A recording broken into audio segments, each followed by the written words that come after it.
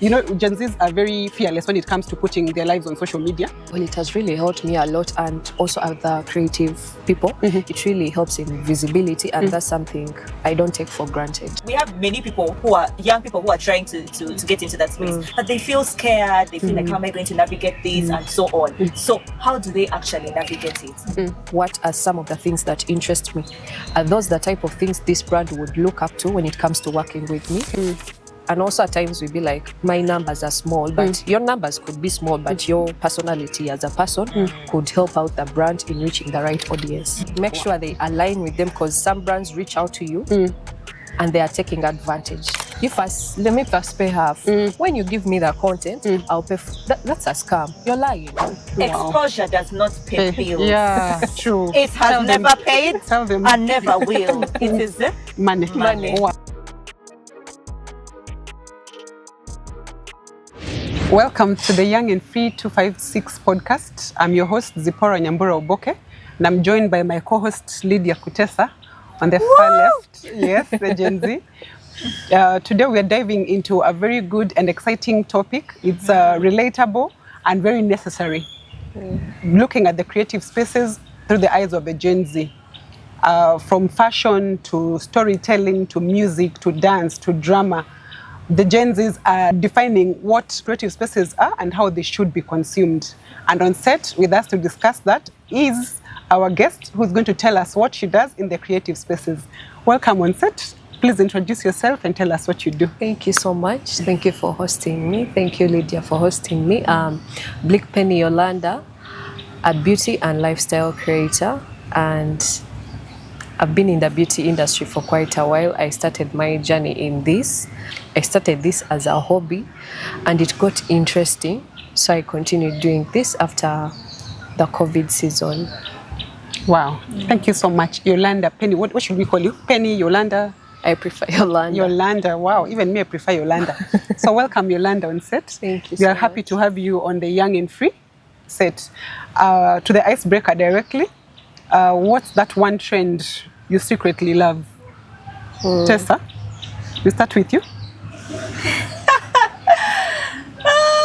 I thought she's the creative, so she would go first. Okay. However, a trend that I secretly love is, not secretly.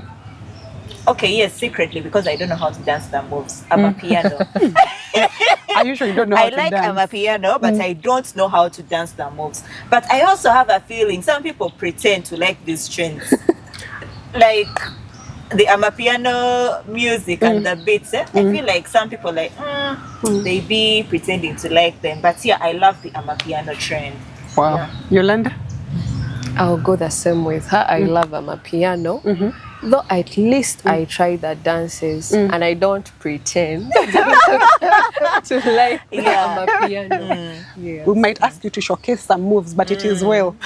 What is that one trend that you would like to disappear forever? Given a chance, you would like for the trend to disappear forever? Constantly unboxing new things. 1 week you're unboxing, second week you're unboxing. I feel like that's overconsumption, and it makes other people feel like I don't have enough within my environment or within my life. So that's something I would love to. Wow. Every month you're redecorating the house, Yes. you're getting something new for the house. I get that part. Another trend for me, I feel like I would like to disappear, is the trend whereby people keep like the uncontrolled, how do they call it? Pranks. Yes, uncontrolled pranks. Like somebody can prank someone and then you're like, Neda, that was actually not necessary. Like you find a random person on the road, they're on their own things, you begin asking them, because I there's this thing that I watched whereby you find, you know how Africans have a paranoia of witchcraft and stuff like that. So a guy is in a supermarket and is like, ooh, I've seen you somewhere, I'm getting something, then baby, boo, get away from me. What? It is funny. It entertains us, but I'm thinking about the other person. I They know. went back, started binding, kwegamba, something. Some of those trends. Some of those trends, they are nice, but they Please. should be controlled. Oh, look at the setting at which you're pulling the trends. Okay, thank you. I don't think I'll give mine because I might shake some tables. Yolanda, over to you. Yes. You know, Gen Zs are very fearless when it comes to putting their lives on social media. Yes. Millennials, we're not yet there yet. We are very a bit conservative. Yeah, but you guys go all out and you're very good at it. What inspired you to get into the creative spaces? One thing about the creative space, it really inspires you to go out of your way and really try different things. So that is something I look up to. I want to share my ideas. If I find something interesting and I search about it and have enough knowledge about it, then I want to share my idea of what I think about that. And also, I'm someone who has always loved beauty, anything to do with ladies, looking good, smelling good. So that is something I've always wanted. So I've learned a lot about that industry. So sharing my thoughts and ideas on that, that is something that has really inspired me and kept me pushing forward to share my ideas. Yes. Yes. Which creative spaces are you in? Just The makeup, natural hair, beauty. I rotate around that, and a bit of fashion here and there. wow. Glad to have you on set. We might please at the end you're going to give us your pages so they go and see what you do. Okay. Yeah, I'm sure they'll be inspired. Yeah, and you know, social media does a very good job at helping us put our work out there. Yes. So how has social media helped you to like boost up your creative spaces? Well, it has really helped me a lot, and also other creative people. It really helps in visibility, and that's something I don't take for granted, because I feel like people get into different rooms and spaces due to visibility. So it has really helped me get into such spaces because of the networking and also learning more about it and getting to share those ideas. So that is something I've really looked up to. Yeah, do you have like some examples off the cuff of visibility, how it has helped you, like someone has Yes. fished you out? Yes. Personally, I believe in shooting my shot. So I've shoot my shot a couple of times to brands, and I've got to collaborate with brands. I've got to work with them more than I am, because I collaborate and work with them. So that is something. Wow. So people should not be afraid to shoot their shot when it Yes. comes to brands? Yes. Okay. Like, don't wait. And also at times we be like, my numbers are small, but your numbers could be small, but your personality as a person could help out the brand in reaching the right audience. Yes. Do you need to do some background things before the brands can reach out to you? Because by the time you're shooting your shot, you must be having something going for you in the creative spaces. Yes, but also you look at yourself as a person and know what are some of the things that interest me. Are those the type of things this brand would look up to when it comes to working with me or not? So you have to work with brands that are in line with you, that align with you and your purpose and everything you want to achieve. Wow. That's beautiful. Wow, that is a very good insight. And you know, when did you start this journey? I started after COVID 2020. I think we're still in the COVID season. Yes, in 2020. You guys, even our president say people are launching things to Mars. We are here dancing Pakachini. Kati, how did you even start think about doing such constructive things in COVID? People were dancing to trends, Mania what? I baked. And you know, how did you? No, I'm saying to put out online, you know, the trending things were dance videos and all those kinds of things. True. How did you actually end up venturing into that niche? And then as you dive into your story, I would also like to know what's your view on the creative space, especially when it comes to Uganda, because it's really a space that is just growing. Yes. Yeah, so how did you actually navigate that? Well, I got into the creative space in 2019, but before that I had finished my Form 6 and I wanted to have a skill with me at hand. So like someone who has always had interest in beauty, of course I opted to do the makeup. So I took the initiative, I told my mom about it and she was very open to it, and she suggested I go to a makeup school But instead, I felt like if I go to someone who actually knows the skill and teaches me one-on-one, that would be the best option. And I would get to a one-on-one session compared if it's a school. So I reached out to someone and she started teaching me the makeup. I got the makeup lessons.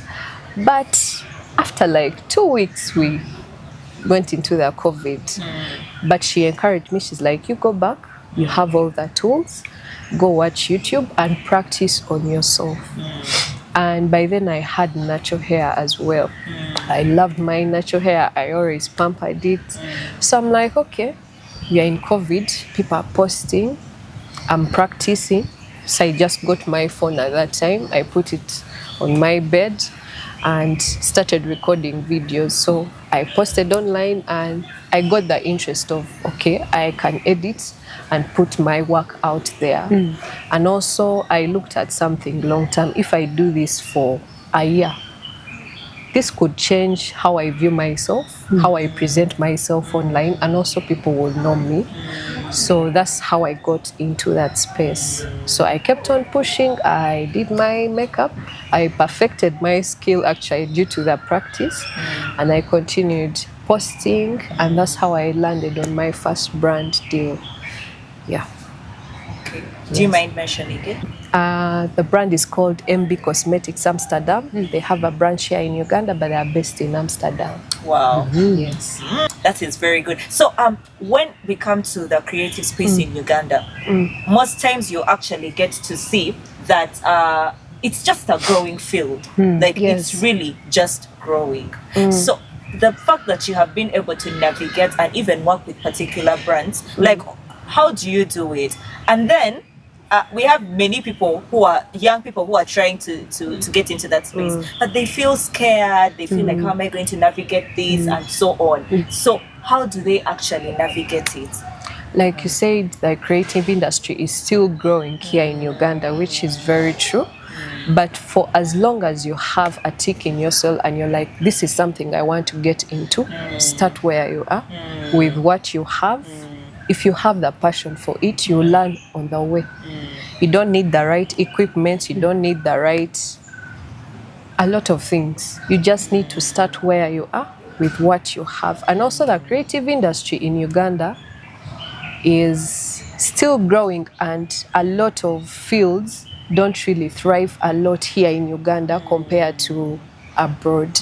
So in Uganda, most people are interested in knowing what's going on, what's trending.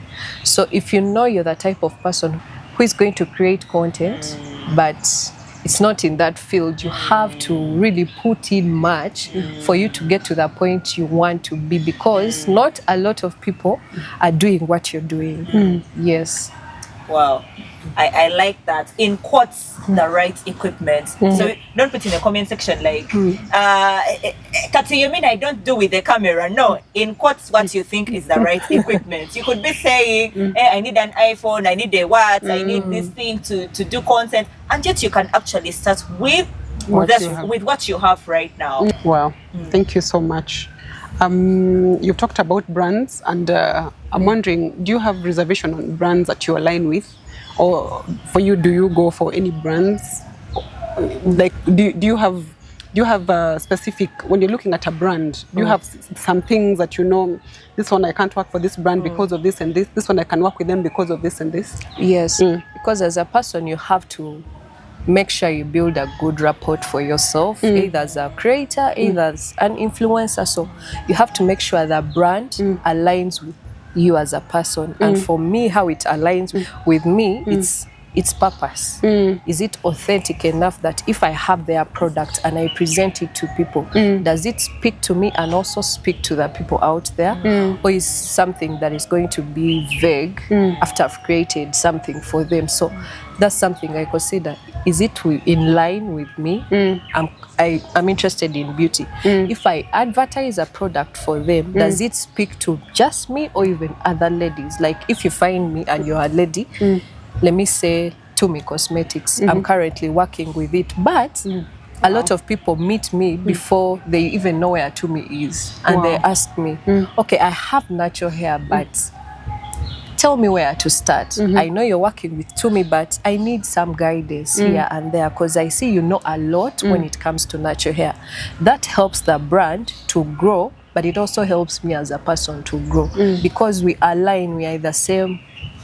We think together, because they do natural hair, I love natural hair, so it's easier for me to encourage a fellow lady on how to start maybe their natural hair journey. So there are some things you have to consider before a brand comes up to you. Yes, as you're starting out, you're looking at any opportunity, but just don't go with everything, because it's what's available at hand. You have to look at different things, because you're growing as a person. You may work with a brand, you've reached a certain level, but because you worked with them, it puts you down as a person. Yes. So have you had to say no to some brands? Yes, I've had to, because they were not in alignment with what I want. Wow. Or what I am, because I believe Bleak Penny Yolanda is a brand herself. Yes. Yeah, clearly we can see. You know? And it's quite an honor that Bleak Penny Yolanda finds us worthy to work with us. It's an honor. Yeah. So you are encouraging the young people not to just join to attach to any brand just because they are looking for someone to promote. Yes. So they should be specific on what they are. Yes.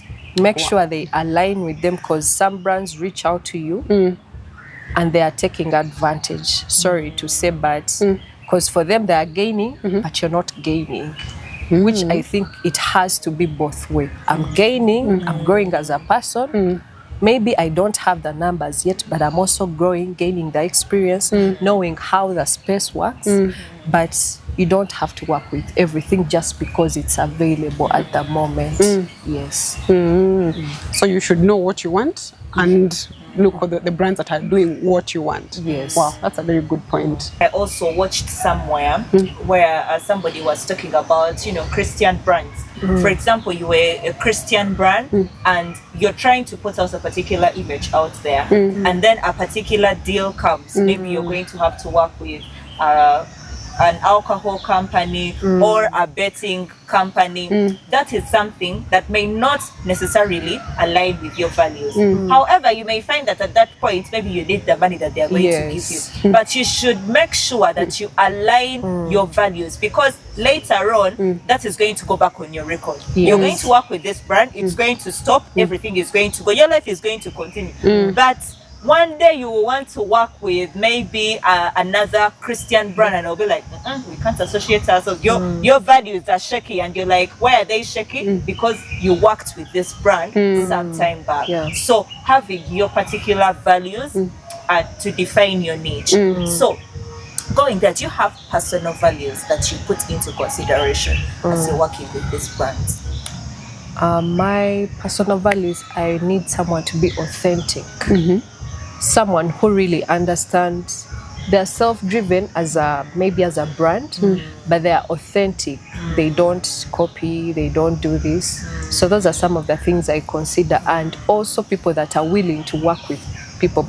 Because let me give an example. I get to work with some brands via Instagram, but when you go to their page, you only see the white people. So for me, if I go to your page and I see you're not working with women of color, I find that to be a turn off. I love the culture sensitivity. Yes. Because I feel like, why are you picking me? There's just a lot of us women of color. So if you don't work with women on color, I see on your page, I find that to be a turn off for me. Because I feel like even when you get to work with me, you're not going to pay maybe enough for me because you see me as a woman of color. So those are some of the things I consider. That's a nice one. But they may not be working with women of color, but when you speak to them, they're like, oh, now we want to introduce something new. And then, when you talk to them and their values look like they are now trying to align, then they're, would you try? I would. Yeah.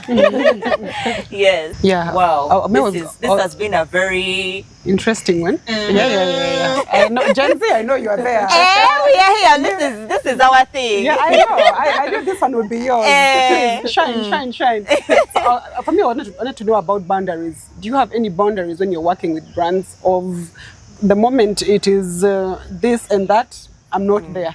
or you pick up the contract, yes, but you state your terms. Yes. This is what I can do. This is what I can do. This one I cannot do. Do you have any boundaries?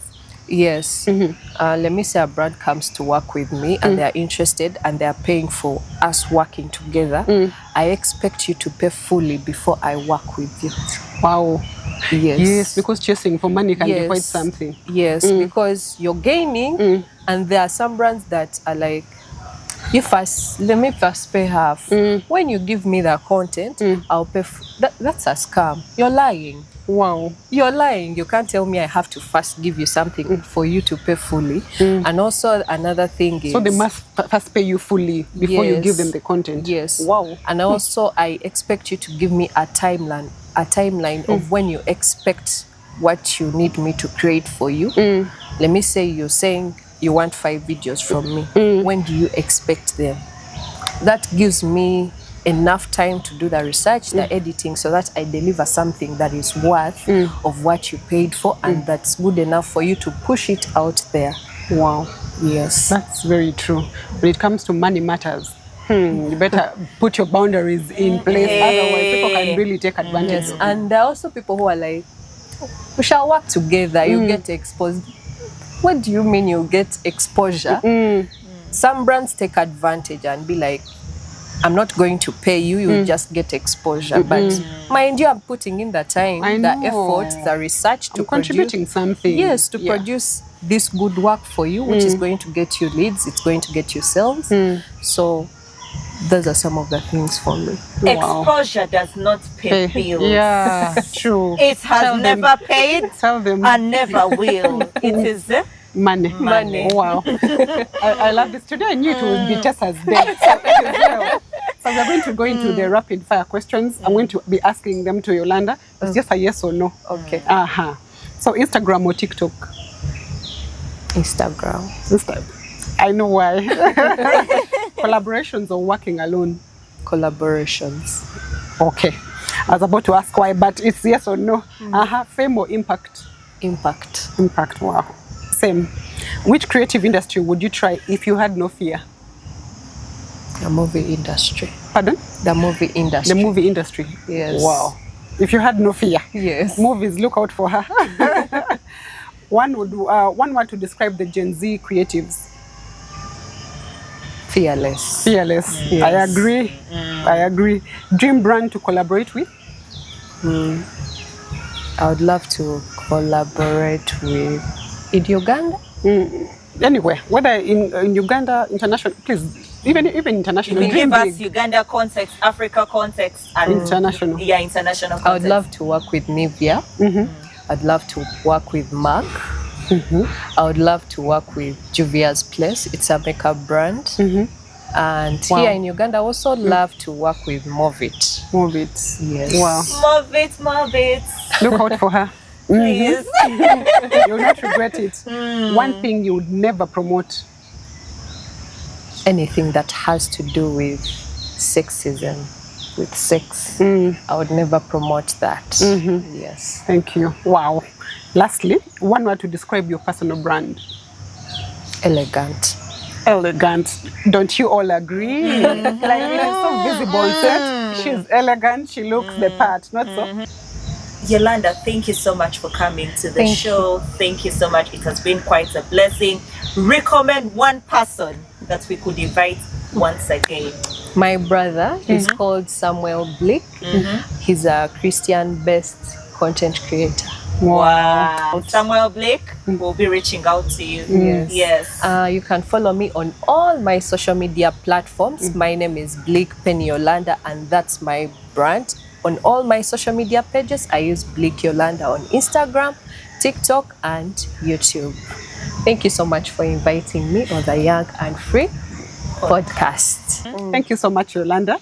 This has been a very exciting conversation. Really. And what is coming out is that the creative space is changing. And the Gen Z is really showing us how to do it. That it doesn't have to be confined to some areas. You can actually go out. You who has a phone, who has something, you're on Instagram all the time, you're on TikTok all the time just watching videos. You can actually be a producer you can do something with your data, not just consuming, not just being a consumer. True. So as you can see, the Gen Zs are telling you, do something with your data. So it is actually very possible. Thank you, Yolanda, for coming on set. I pray that they are inspired. Yeah. I pray that the Gen Zs have seen that actually the Gen Zs are doing something online and is actually they're doing well while there. So thank you so much for joining us today for our episode. A special thanks to Loesa Training and Conference Center for hosting us. And until next time, bye-bye.